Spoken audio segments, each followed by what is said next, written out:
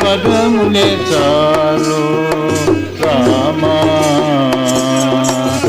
నీ పదములే 10,000 నీ పదములే చాలు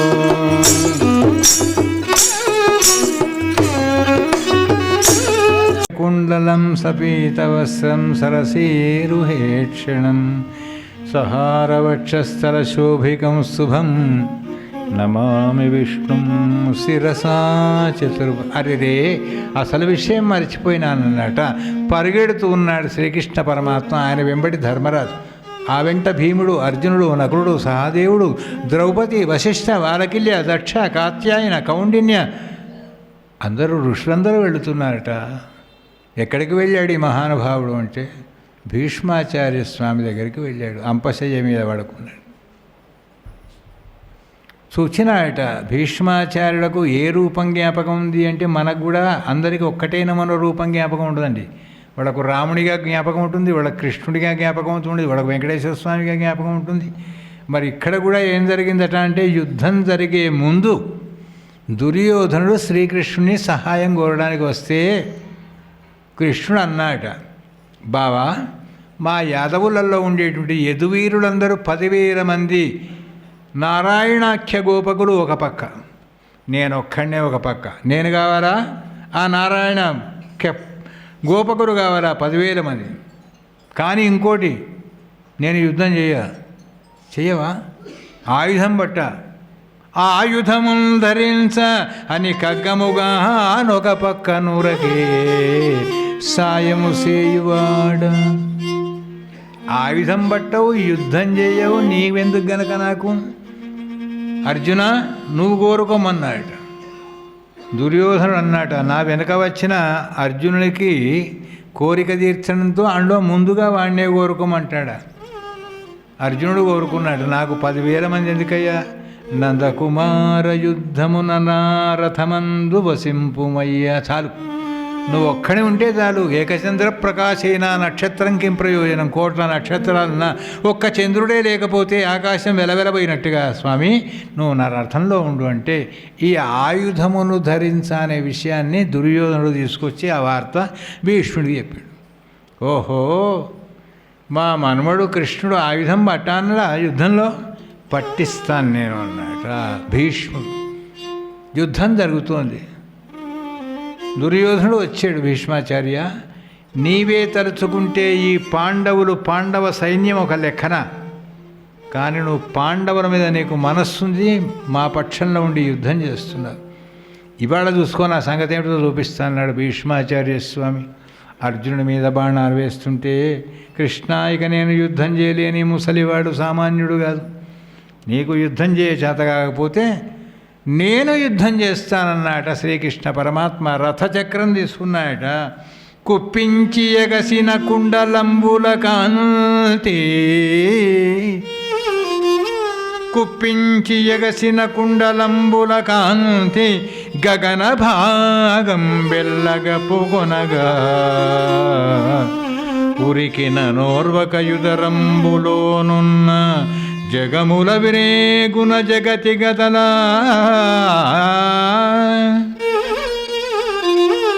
చక్రంబు చేపట్టి సనుదెన్సురజమున పైనున్న పచ్చని పటము జారా నమ్మితి నాలావు నగుబాటు సేయకు మన్నింపుమని క్రీడి మరల దిగువ గరికి లంఘించు సింగంబు గరణి మెరసి నేడు భీష్ముని జంపుదు నిన్నుగాదు విడుమర్జున యనుచు మద్విషికి వృష్టి దేరలిచ్చను ఎంచు దేవుండే దిక్కు నాకు. అర్జున, నీకు యుద్ధం చేత కాదంటే నేను చేయక ఊరుకుంటాననుకుంటున్నావా? రథచక్రం తీసుకున్నాడు. ఆయుధమును ధరించాన కానీ రథచక్రం ధరించానన్నా. కొట్టడానికి ఏదైతే ఉంది, ఉరికితే భీష్ముడు అంటున్నాడట, కుప్పించి ఎగసిన కుండలంబుల కాంతి, పెట్టుకున్నటువంటి యొక్క కుండలాలు ఆకాశంలో మెరుపులు మెరిసినట్టుగా ఆకాశంతో మెరుస్తున్నాయట. కుప్పించి ఎగసిన కుండలంబుల కాంతి గగన భాగం బెల్లగ పుగొనగ ఉరికిన నోర్వకనుదరంబులోనున్న జగముల వ్రేగున జగతి గదుల. ప్రపంచం అంతా ఊగుతోందట. ప్రపంచం ఎందుకు ఊగుతుందండి? కృష్ణుడు వస్తే ఏంటి? ఎందుకు ఊగుతుందా?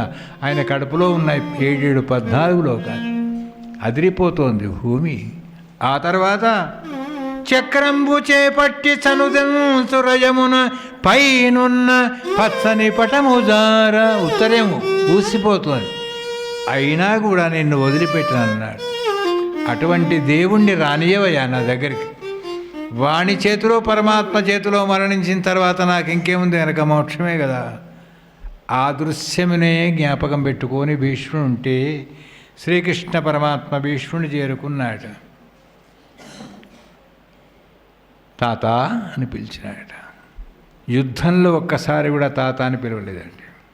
భీష్మాచార్య అనే పిలిచాడు. నన్ను పేరు పెట్టి పిలుస్తావా మనమడా అన్నాడు. కానీ ఇప్పుడు యుద్ధం అయిపోయింది కనుక, తాత కృష్ణ నేను ఏం తప్పు చేశానని 11,750 బాణాలు గుచ్చావు మొత్తం. ముసలి ప్రాణానికి ఒక్క బాణం చాలదా? అయినా నేనేం తప్పు చేశాను? నువ్వేం తప్పు చేయలేదు. తప్పు చేసిన వాడికంటే తప్పు చేయంగా చూసిన వాడు చాలా పాపాత్ముడు. ఆనాడు నిండు సభ, కౌరవ సభలో ద్రౌపదిని ఈడ్చి వస్త్రాపహరణం చేస్తే, ఒరే దుర్యోధన ఈ జూదం వద్దు, ఈ వస్త్రాపహరణం వద్దని ఒక్క మాట అన్నావా? అంటే ఇంత భారత యుద్ధం జరిగేదా? ఈ కౌరవులందరూ పోయేదా? పాండవులకు దుఃఖం కలిగేదా? కారణభూతుడు నువ్వు కాదా? తప్పు నీది కాదు. దుర్యోధను యొక్క అన్నంతో తయారైన రక్తం నీలో ఉన్నది గనక జ్ఞానం శూన్యమైపోయింది. అందుకోసమే మహాత్ములు మహానుభావులు ఓ సన్యాసి ఒకరింటికి వస్తే ఆ అమ్మగారు బియ్యం పెట్టి అన్నం పెట్టిందట. మహానుభావుడు ఆయన. ఆయనకి రాజుగారి సభలో బంగారు తులాభారం చేసిన పారేసి వచ్చినవాడు. అటువంటి మహనీయుడు అన్నం తినుకుంటూ ఉంటే ఆ ఇంటి అమ్మగారు వెండి చెంబులో నీళ్ళు తెచ్చిపెట్టింది. అన్న ప్రభావం. అందుకే యుక్తాహార విహారస్య అని గీతలో చెప్తారు. అన్నం తిన్నాక ఆయగారికి అనిపించింది చెంబు తీసుకపోతే బాగుండు అనిపించింది. వెండి చెంబు అండి, బంగారుది కూడా కాదు అది. తీసుకున్నాడు, దోరెలు వేసుకున్నాడు, మధ్యాహ్నం నిద్రపోయినాడు, సాయంకాలం అరిగిపోయింది అన్నం. సంధ్యావందనం చేస్తున్నాడు, గాయత్రి మావాహయామి సావిత్రి మావాహయామి సరస్వతి. అట్లా అంటే సరస్వతి గాయత్రి సావిత్రి వచ్చి నిలబడేదట ఆయన ముందర ప్రతిరోజు. కానీ వాడు ఏం నిలబడదంటే వెండి చెంబు వచ్చి నిలబడ్డది. ఈ చెంబు ఎక్కడిది అనుకున్నాడట. తీసుకున్నదే జ్ఞాపకం లేదు.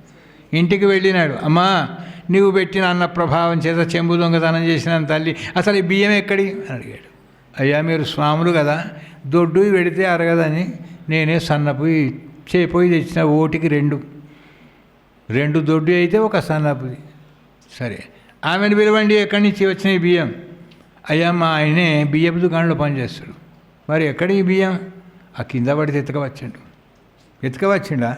సరే ఆ దుకాణ పాయనని మీరు ఏమయ్యా ఈ బియ్యం ఎక్కడి? అయ్యా మాకు పాత బాకీ ఉండే, వాడు ఎంతకు ఇచ్చు లేకపోతే రాత్రి దొంగతనాన్ని పొలం కోసుకోవచ్చు.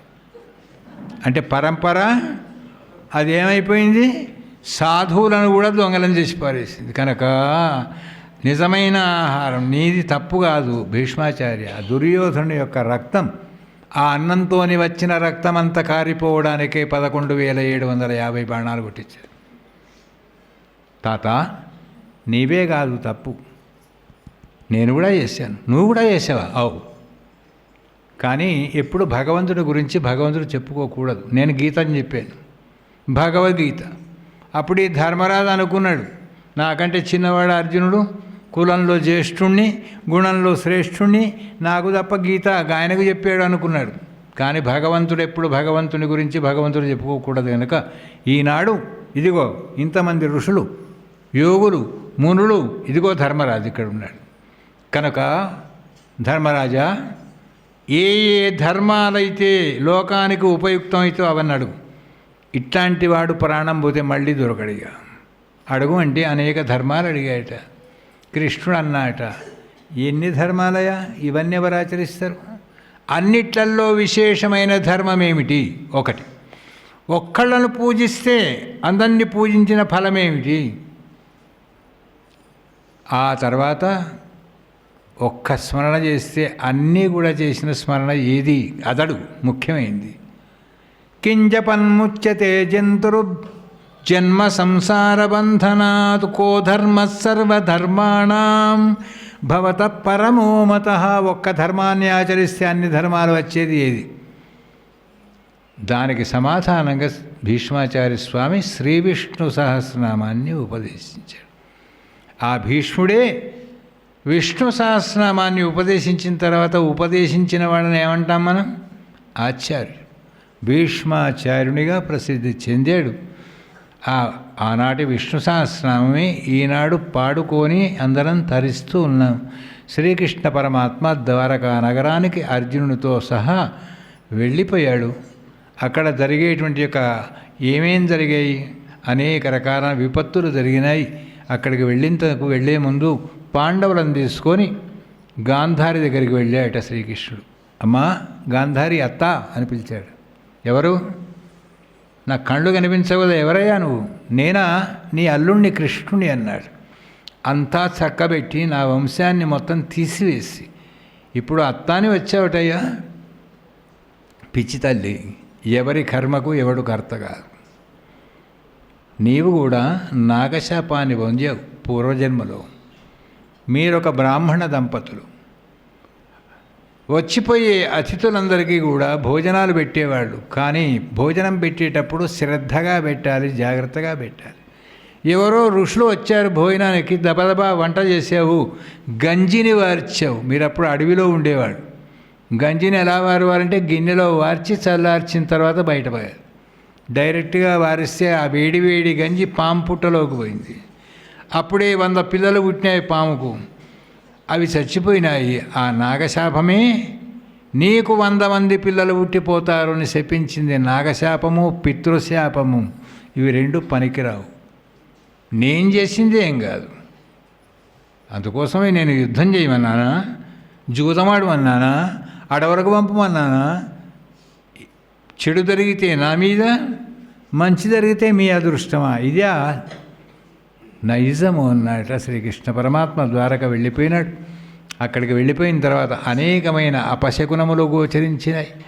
ఆ తర్వాత దివ్యమైనటువంటి శ్రీకృష్ణ పరమాత్మను పూర్వజన్మలో ఈయన వాలిగా ఉన్నప్పుడు, శ్రీరామచంద్రుని అవతారంలో శ్రీకృష్ణుడు ఉన్నప్పుడు చెట్టు చాటు నుంచి బాణం వేశాడు గనక ఈనాడు శ్రీకృష్ణ పరమాత్మ శింశుపా వృక్షం కింద పడుకున్నాట. అలనాటి వాలే ఎరుకువాణిగా పుట్టి శ్రీకృష్ణుని యొక్క పాదంలో వేశాట బాణం. బావా ఇలా జరిగింది ఏమిటి? ఏది ఎలా జరగాలో అలా జరుగుతుంది. కొంచెం లేబట్టు నన్ను. గాంధీవాన్ని బట్టి లేబట్టాట అర్జునుడు. ఒక్క చేత గాంధీవం బట్టి యుద్ధం చేయగలిగిన శక్తివంతుడైన అర్జునుడు 2 చేతుల లేబడితే కూడా గాంధీవం లేస్తుంది. గిట్ల అయిపోయిందంటే ఇప్పుడు గాంధీవంతోనే పని. యుద్ధమే అయిపోయింది. దాన్ని తీసుకుని సముద్రంలో వేసే ఉన్నాడు. ఇంటికి వచ్చాడు అర్జునుడు. ఆ తర్వాత ధర్మరాజు అడిగినాడు, నాయనా పరమాత్మ ఎలా ఉంటాడు? ఇక్కడ అస్తమించాడు సూర్యుడు. మన కర్తవ్యం ఏం చెప్పాడు? ఏమీ లేదు. పుట్టబోయే పిల్లవానికి పట్టాభిషేకం కట్టి ఆ తర్వాత చక్కగా మనం హిమాలయాలకు వెళ్ళిపోమన్నాడు. జయము జయము మహారాజా. ఇంకోడు వచ్చాడు, అయ్యా ఏం జయమయ్యా, మేము బాధలో ఉంటే మీకు శుభవార్త చెప్పడానికి వచ్చాను. మీకు మనమడు పుట్టినాడు. ఎవరికేమిటండి? ఉత్తరాదేవి గర్భంలోంచి పిల్లవాడు పుట్టాడండి. వెళ్ళారు, చూచారు. వశిష్ఠ వారకిల్లారు, అందరూ కూడా వెళ్ళారు. చూస్తున్నాడు పిల్లవాడు. ఎంత బాగున్నాడండి వాడు.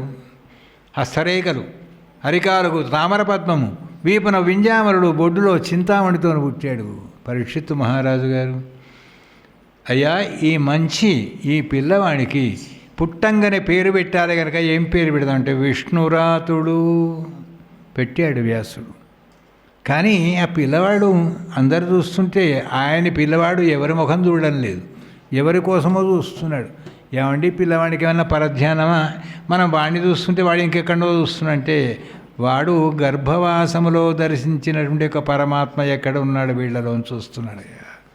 మనందుడు భగవంతుని చూస్తున్నాడు, పరీక్షగా చూస్తున్నాడు కనుక ఇతని పేరు పరీక్షిత్తు అనే పేరు పెట్టారన్నారు. పరీక్షిత్తు మహారాజు గారి యొక్క జననం జరిగింది. పాండవులందరూ కూడా ద్రౌపదితో సహా బయలుదేరి తీర్థయాత్రలు చేస్తూ చేస్తూ చేస్తూ దివ్యమైనటువంటి యొక్క బద్రీనాథ క్షేత్రాన్ని చేరుకునే ముందు మధ్యలోనే మొదలు సహాదేవుడు పోయినాడు, తర్వాత నకులుడు పోయినాడు, అర్జునుడు పోయినాడు, భీముడు పోయినాడు, ద్రౌపది పోయింది. కానీ ఒక్క ధర్మరాజు మాత్రం బద్రికాశ్రమం దాకా వెళ్ళాడు. ఆయన వెంబడి ఒక కుక్క వస్తోందట. అదెవరు అంటే ఈయనే ఏ అంశలో పుట్టినాడు ఆ మహానుభావుడు యమధర్మరాజు. అక్కడి నుంచి బయలుదేరి ఆ ప్రాంతాన్ని చేరుకొని అక్కడి నుంచి స్వర్గారోహణ చేయడానికి బయలుదేరాడు ధర్మరాజు. మెట్లెక్కుతూ స్వర్గం చేరితే కుక్క కూడా స్వర్గద్వారం దాకా వస్తే ఇంద్రుడు అన్నాట, ధర్మరాజా ఈ కుక్కలు స్వర్గంలో ఉండవయ్యా. ఎందుకుండవు? దాని శరీరం వేరే, కానీ నాతోని అన్ని యాత్రలు జరిగింది, నాతోని అద్భుతమైనటువంటి క్షేత్రాలలో స్నానం చేసింది, తీర్థాలు పుచ్చుకుంది కనుక దీనికి కూడా అర్హత ఉంది. అది వస్తేనే నేను వస్తాను, లోపలికి రానన్నాడు. దేవేంద్రుడు అన్నాడు, ధర్మరాజా నువ్వు భూలోకంలోనే ధర్మరాజు అనుకున్నా, ఇక్కడ కూడా ధర్మరాజు స్వాగతం అన్నట. స్వర్గలోకంలో ప్రవేశించారు. ఆ తర్వాత పరీక్షిత్తు మహారాజుగా ఇక్కడ వాళ్ళు పట్టాభిషేకం చేశారు. ధర్మరాజుల వారి చేసి వెళ్ళిపోయినాడు.